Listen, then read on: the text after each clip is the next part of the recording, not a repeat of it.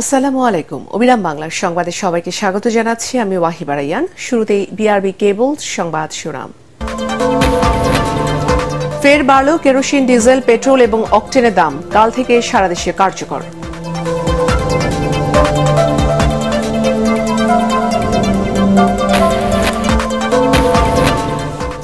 ব্যক্তিগত ও গণপরিবহনের অর্ধেক, বৈদ্যুতিক হলে বছরের সাশ্রয় $1 বিলিয়ন। নতুন প্রযুক্তি ব্যবহারের তাগিদ মন্ত্রীদের।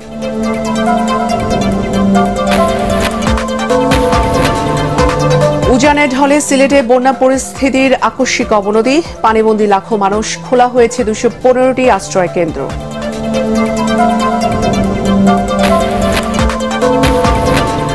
$5 লাখ দিয়ে কিরগিজস্তান গিয়ে মানবেতর জীবন বাংলাদেশি কর্মীদের। পাচারের শিকার অনেকেই।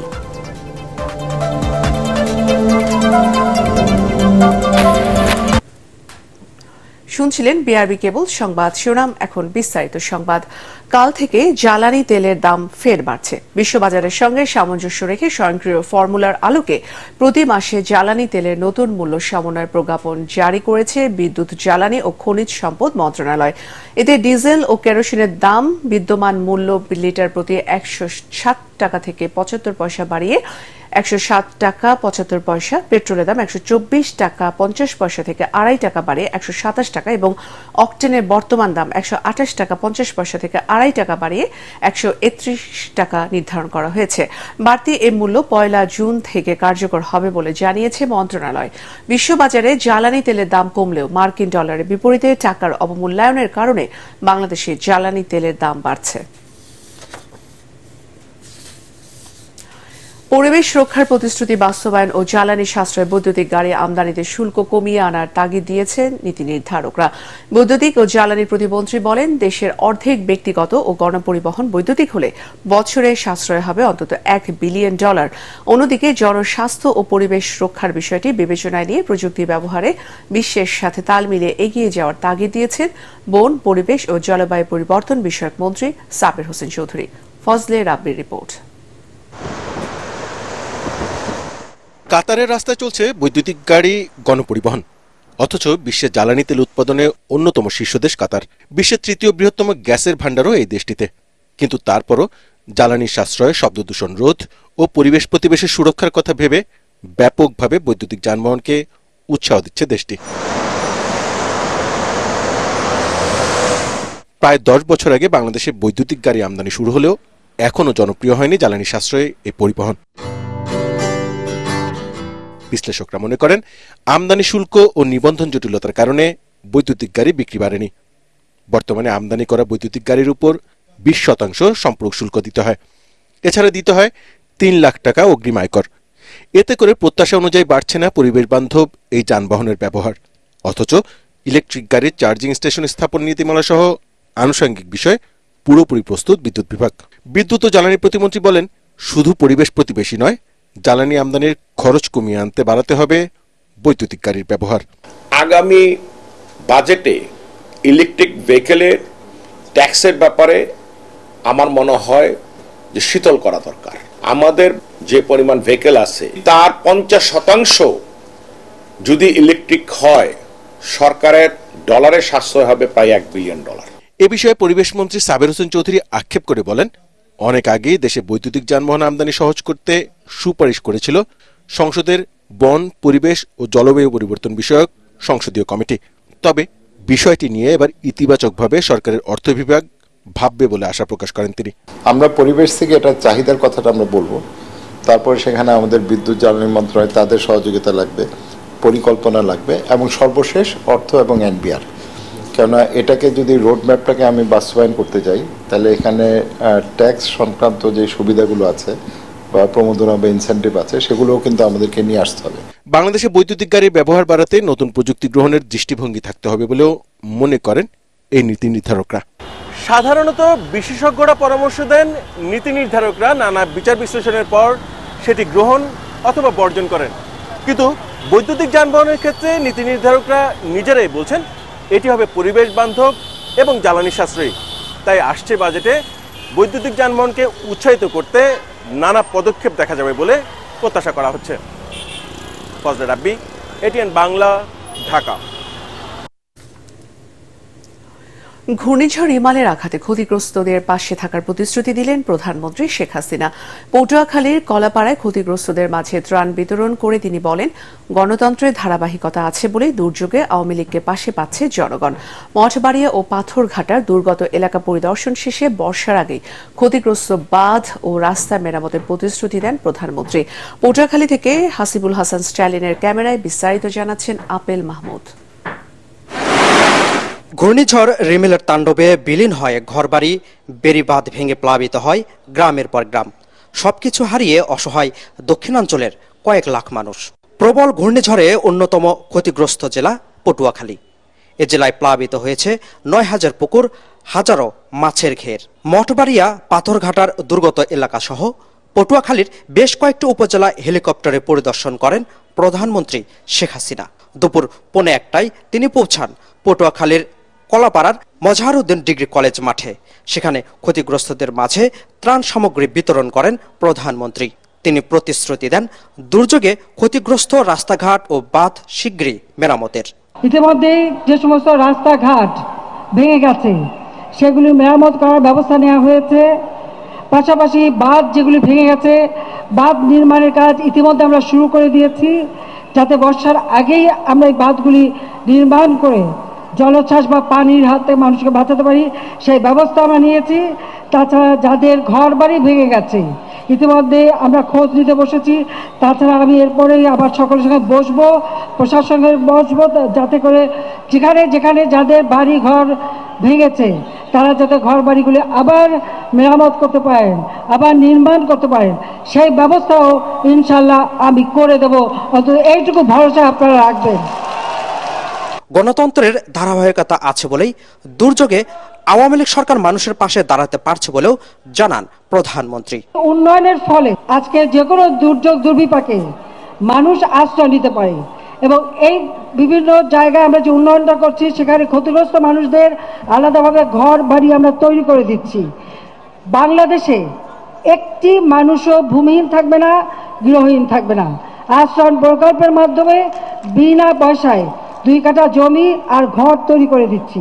আর সেই ঘরগুলি এই উপকূলীয় অঞ্চলে যাতে দুর্যোগ সহনীয় হয় সেই ঘরই আমরা করে দিয়েছি। আমরা চাই আজকে যারা ক্ষতিগ্রস্ত তাদের ক্ষতিটা পুড়িয়ে নেওয়ার জন্য যা যা দরকার সেটা আওয়ামী লীগ করবে, আমাদের সরকার করবে, সেটা আমি আপনাদের পাশে আছি বলতে পারি। পরে পায়রা তাপবিদ্যুৎ কেন্দ্রে দুর্যোগ পরবর্তী ব্যবস্থা নিতে বিভাগীয় কর্মকর্তাদের সাথে মতবিনিময় করেন প্রধানমন্ত্রী শেখ হাসিনা। ঘূর্ণিঝড় রিমালের আঘাতে সবচেয়ে বেশি ক্ষতিগ্রস্ত হয়েছে উপকূলীয় এলাকার প্রায় 19টি জেলা।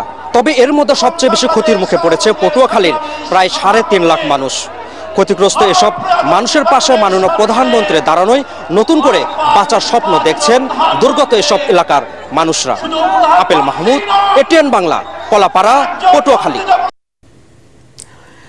ভারী বৃষ্টি ও হঠাৎ উজান থেকে নেমে আসা ঢলে সিলেটের গোয়াইনঘাট, জকিগঞ্জ, জৈন্তাপুর, কানাইঘাট ও কোম্পানিগঞ্জের বন্যা পরিস্থিতির অবনতি হয়েছে। এসব উপজেলার বিভিন্ন এলাকার বাড়িঘর, শিক্ষা প্রতিষ্ঠান জলমগ্ন হয়েছে। অনেক স্থানে সড়ক ডুবে যাওয়ায় যানবাহন চলাচল বন্ধ হয়ে গেছে। সিলেটের কুশিয়ারা ও সুরমা নদীর পানি জেলার 5টি পয়েন্টে বিপদসীমার উপর দিয়ে প্রবাহিত হচ্ছে। 5টি উপজেলায় পানিবন্দী হয়ে পড়েছেন লাখো মানুষ। হাঁটু থেকে গলা পর্যন্ত পানিতে ডুবে আছে অনেকের ঘর। অনেকের বাড়িঘর তলিয়ে গেছে, ভেসে গেছে গবাদি পশু ও পুকুরের মাছ। বন্যা পরিস্থিতি মোকাবেলায় নানা প্রস্তুতি নিয়েছে জেলা প্রশাসন। ইতিমধ্যেই গোয়াইনঘাট, জকিগঞ্জ, জৈন্তাপুর, কানাইঘাট ও কোম্পানিগঞ্জ উপজেলার 215টি আশ্রয়কেন্দ্র খোলা হয়েছে।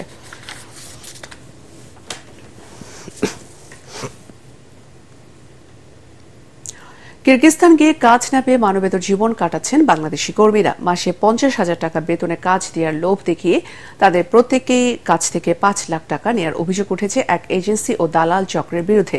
সেখানে গিয়ে ভুক্তভোগীরা জানতে পারেন তারা পাচারের শিকার। তবে আজকে পরাদের ফিরিয়ে আনতে এবং অভিযুক্তদের বিরুদ্ধে ব্যবস্থা নেওয়ার আশ্বাস দিয়েছেন প্রবাসী কল্যাণ প্রতিমন্ত্রী শফিকুর রহমান চৌধুরী। ইমদাদুল্লাহ বাবু রিপোর্ট। এই রুটিগুলা এমন মনে হচ্ছে যে পাথর ছিঁড়ে খাচ্ছি আমরা। সেরকম মালয়েশিয়া পাঠানোর কথা বলে আরিফুল, শরীফ ও বাছিরের কাছ থেকে 5 লাখ টাকা করে নেয় দালাল চক্র। বলা হয় গার্মেন্টস এবং কারখানায় মাসে 50,000 টাকা বেতনের কাজ দেয়া হবে, কিন্তু তা না করে তাদের হঠাৎ পাঠানো হয় মধ্য এশিয়ার দেশ কিরগিস্তানে। এখানে তাদের একটি হোটেলে রেখে কারখানায় কাজে পাঠানো হবে বলে জানায় দালাল চক্র। তবে হাতে টাকা ফুরিয়ে যাওয়ায় হোটেল ভাড়া বহন করতে পারেন না কর্মীরা, ফলে সেখান থেকে বের করে দেওয়া হয় তাদের।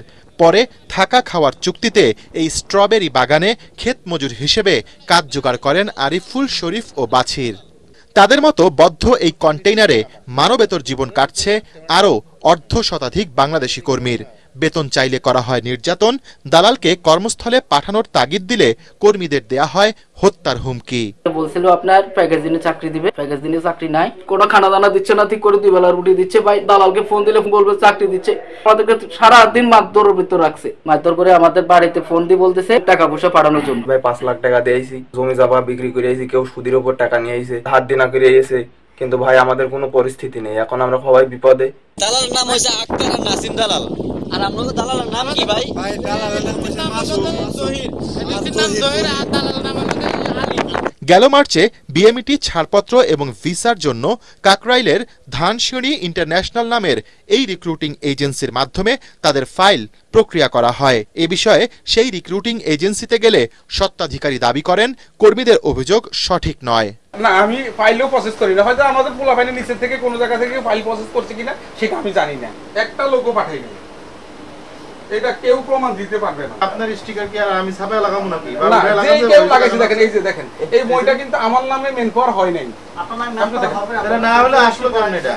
শ্রম অভিবাসন বিশ্লেষকরা বলছেন, এজেন্সিগুলোর ওপর সঠিক তদারকি না থাকায় মানব সম্পদ রপ্তানির নামে এভাবে মানব পাচারের শিকার হচ্ছেন কর্মীরা। তাদেরকে আমরা দূতাবাসের মাধ্যমে ফিরিয়ে আনা যায় কিনা সে চেষ্টা দ্রুত করতে হবে। কাজ নাই, খাবার নাই, যেখানে সে প্রতিনিয়ত কষ্টের মধ্যে থাকতেছে, সেভাবে যদি কেউ কর্মী প্রেরণ করে থাকে তাদেরকেও কিন্তু আমাদের গোয়েন্দা সংস্থা হোক, আইন প্রয়োগকারী সংস্থা হোক, তাদের মাধ্যমে বের করে তাদের উপযুক্ত শাস্তির ব্যবস্থা করা, যাতে ভবিষ্যতে এই ধরনের কর্মীদেরকে তারা শ্রমের ঘামে বিদেশে গিয়ে অর্থ প্রেরণ করবার জন্য নিজের জীবনটাকে বিসর্জন দিতে চায়, তাদের সাথে কেউ প্রতারণা করতে না পারে। তবে এই ঘটনা তদন্ত করে ব্যবস্থা নেওয়ার আশ্বাস দিয়েছেন প্রবাসী কল্যাণ ও বৈদেশিক কর্মসংস্থান প্রতিমন্ত্রী শফিকুর রহমান চৌধুরী। অ্যাম্বাসেডরকে বলছি সেখানকার অবস্থা জানার জন্য এবং সেই ব্যাপারে কি পদক্ষেপ নিলে ভালো হয়, তাদেরকে আনা বা তাদেরকে অন্য জায়গায় স্থানান্তরিত করা, সেই ব্যাপারে আমাদের যোগাযোগ আছে। খারাপ পাঠাইছে, খাদের মাধ্যমে গিয়েছে, সেই সমস্ত জিনিস আমরা তদন্ত করতেছি এবং তদন্ত করে যাদেরকে পাওয়া যাবে তাদের বিরুদ্ধে আইনানুগ ব্যবস্থা নেওয়া হবে। এমন ঘটনা এড়াতে জেনে বুঝে কর্মীদের বিদেশে কাজে যাওয়ার অনুরোধ করেন প্রবাসী কল্যাণ প্রতিমন্ত্রী। ইমদাদুল্লাহ বাবু, ATN বাংলা, ঢাকা। এখন পার্টেক্স খেলার খবর।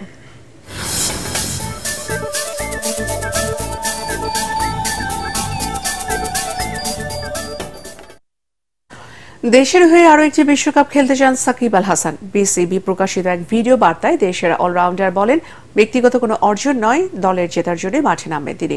SM আশরাফের রিপোর্ট। বয়স 38-এর কাছাকাছি, ক্রিকেটের সাথে এখন রাজনীতিতেও জড়িয়ে পড়েছেন। তাই সাকিব আল হাসানের আন্তর্জাতিক ক্যারিয়ারের শেষ দেখে ফেলেছিলেন অনেকেই।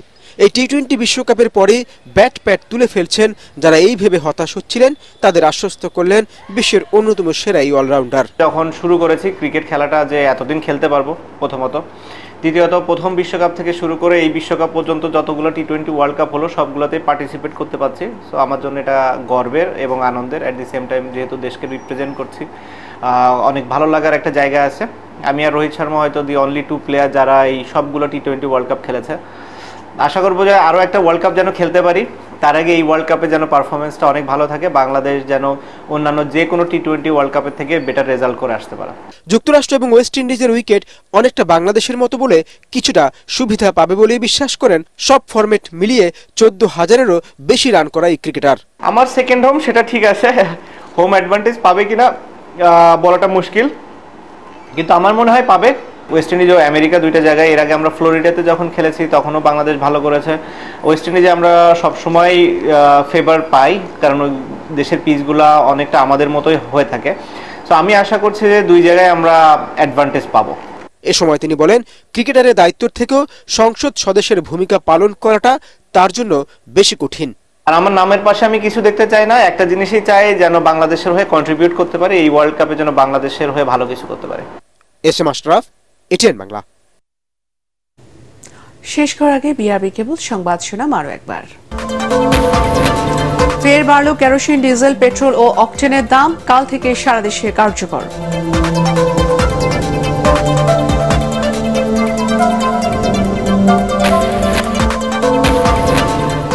ব্যক্তিগত গণপরিবহনের অর্ধেক, বৈদ্যুতিক হলে বছরের সাশ্রয় $1 বিলিয়ন। নতুন প্রযুক্তি ব্যবহারের তাগিদ মন্ত্রীদের।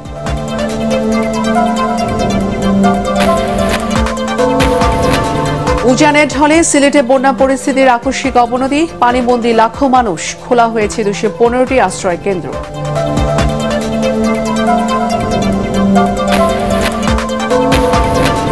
$5 লাখ টাকা দিয়ে কিরগিজস্তান গিয়ে মানবেতর জীবন বাংলাদেশি কর্মীদের, পাচারের শিকার অনেকেই।